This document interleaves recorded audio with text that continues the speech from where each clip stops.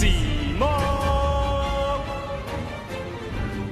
What's going on, guys? It's Simo. So yesterday we got some news regarding a brand new series of support cards for the Simorgh archetype. Now, for those of you who don't know, Simorgh originally came from an old structure that kind of similar to something like we've seen zombies and, spellcasters getting revamped, but rather than getting their own structure deck, they're actually in the next core set, Rising Rampage, which is going to come out after Dark Neostorm sometime in the summer for us TCG players. Now, what's interesting about this is that, again, we've seen some of these revamps, and some of these revamps are like really good, and then some of them are like kind of so-so. So I wanted to go ahead, cover the effects with you guys, kind of discuss them a little in depth, just to see if there really is any sort of potential here. But before we get into it, speaking of brand new cards, I am going to be at the Pro Play Games Tour event in Fort Worth, Texas on April 20th and 21st. It's the first weekend that the Order of the Spellcaster structure deck is legal, and hopefully we'll see it make its debut appearance. I'm going to be doing live stream coverage commentary, signing cards, taking pictures, and it's going to be an absolute blast. So if you're going to attend, go ahead and check out the description and pre-register,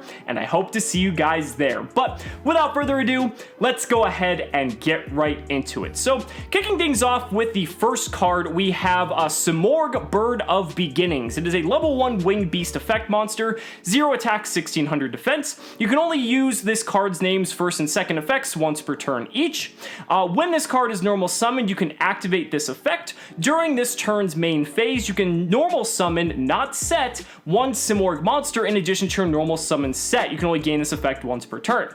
And second off, if your opponent controls no cards in their spell and trap zones and this card is in your graveyard, you can activate this effect. You cannot special summon monsters for the rest of this turn except winged beast monsters. Also special summon this card in defense position, but banish it when it leaves the field. So the first effect is pretty decent. I mean, any deck just bestowing an archetype with an additional normal summon is pretty good. It does have to be normal summon to get that effect. It's not just like a pure ignition effect, so that's kind of unfortunate, but it is, I guess, a little bit of a balancing mechanism. And then the second effect is an effect that actually all of the main effect monsters share in this archetype, is that if your opponent has no cards in their spell and trap zone, you're able to resurrect them, but you're locked into winged beast monsters for the duration of the turn. So that is a drawback, but if there are some good winged beast type cards to go into, that's where there could be a lot of potential with this deck, because you could just pretty much go off and spam these out onto the field if they're in your graveyard. They do go to defense though, so do keep that in mind, but it's kind of an interesting start or an interesting beginning.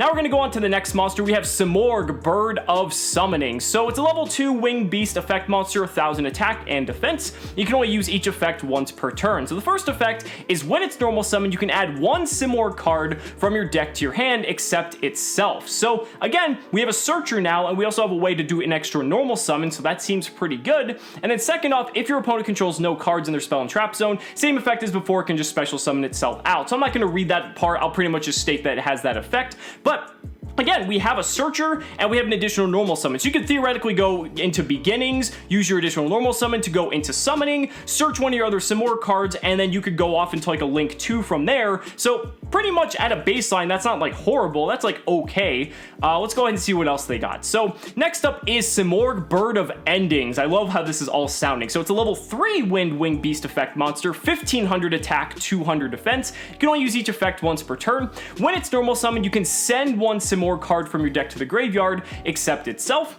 and then it has the second effect that it can special summon itself from the graveyard. So this is another cool card because you could go like beginnings, use the extra normal summon, summon endings. Endings can send any of your Simorgh cards really, and then you can use that card to special summon itself from the graveyard, and then you have 3 monsters on the field, but you're locked into winged beasts yet again. So again, there is some like spamming potential here. Obviously we're probably gonna be setting up to go into like bigger Simorgh tribute monsters, of course, but if there is some good way to get some nice winged beast monsters onto the field, I think that's a really cool way to kind of just spam out and help give this deck a little bit more flexibility. We'll just have to see.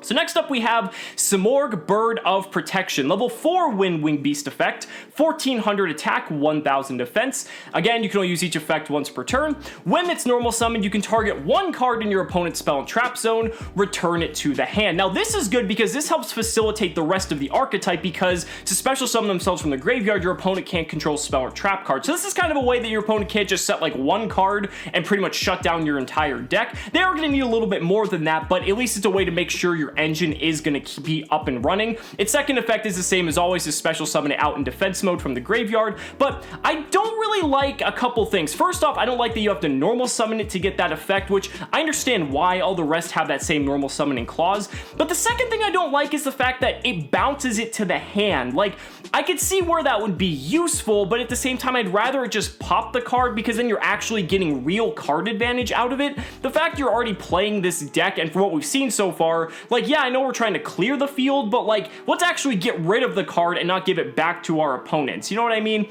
So a little bit lackluster in that respect, but again, it's nice that we have a nice variety of levels here. That means we could possibly set up for some synchro plays. We have pretty much every level between 1 and 4 for Xyz plays, and again, depending on the link variety that we have, there is that potential as well. So now it looks like we're getting to the boss monster. We have Simorgh, Lord of the Storm. So level 8 Winged Beast effect monster, 2900 attack, 2000 defense. You can use this card's second and third effects once per turn each. First effect, this tribute summon card cannot be targeted by an opponent's spell or trap card or effect. So that's pretty strong, but the thing is, like, it's not like that good, because like there's so many just monster effects that are just pure removal. So like, it's, yeah, having that protection's good, but again, like, is it good enough? I mean, yeah, it protects you from like Widow Anchor or like impermanence or I don't know, like just any sort of, it doesn't stop you from like board wipes, like Regeki for instance. It only stops it from being targeted, so that's kind of a bit unfortunate, but I guess it's like nice to have built-in protection like that. When a spell, trap card, or effect is activated, quick effect, you contribute 1 Winged Beast monster, then target 1 card your opponent controls, shuffle it into the deck. Now, this is not bad. This kind of gives us use to recur those monsters from the graveyard, because then we can get rid of them again pretty much as fodder for the big Simorgh. But then additionally here, the one I don't like is I wish it didn't target. Like, I wish it just shuffled a card into the deck, so that way your opponent can't do something with the targeted card. I think this would be a lot better off if that were the case. And the third effect, when a Winged Beast monster you control is destroyed by battle and this card is in the graveyard, you can add this card to your hand. So nice little bit of recursion there, but again, I feel like this card could have been pushed a little bit more. It just feels like it's a little bit lacking. It's not bad though, it's just, you know, you do have to get 2 tributes for it, but there are ways around that, which we'll get to in a bit. Now we have Darkness Simorgh, pretty much the evolution of Dark Simorgh. Level 8 Winged Beast effect, Dark, 2900 attack, 2000 defense. You can only use the first and third effects once per turn each. If you tribute summon a Dark or Wind monster, you can special summon this card from your graveyard if it was there when you summoned, or hand, even if not. So this is the clause that like Darkest Diabolos has, which is kind of neat, bringing you the ability to just summon this out, so that's pretty cool. This card's attribute is treated as Wind while it's in the monster zone. Okay, so like the original Dark Simorgh. And then when a spell, trap card is active or effect is activated, quick effect, you contribute 1 Winged Beast monster, negate that activation, and if you do, destroy it. So again, this is really cool having this sort of protection. It's nice because Darkness Simorgh kind of makes up for what the original Simorgh can't protect itself from. So if there's a way to get both of them onto the field, that's not like horrible. What's random is that this is inadvertent dark support, because like it says if you tribute someone a dark monster as well, so it's kind of like an additional version of Darkest Diabolos, but I don't think it's going to be too significant. It is level 8, and we've seen where level 8s are in the current metagame, so I don't know, just kind of interesting. It's cool that it can pretty much just stop a spell or trap just in general, but it is only once per turn.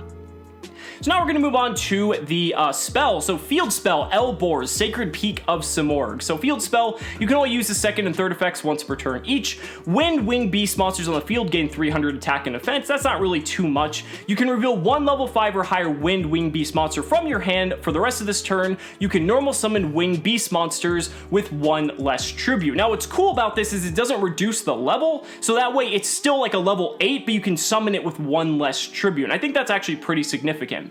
The third effect is if you control one Winged Beast monster, you can immediately after this effect resolves, normal summon 1 Winged Beast monster. I believe this is actually worded kind of like the true Draco spells and traps, so it actually doesn't conflict with your additional normal summon from beginnings, so that's pretty neat. It is an ignition, and obviously it's not a trap, so you can't like do it on your opponent's turn, but I think that is still pretty cool, just helping grant you even further additional normal summons, and being able to reduce the levels so that the 2 tribute guys become 1 tribute guys, I think is pretty significant.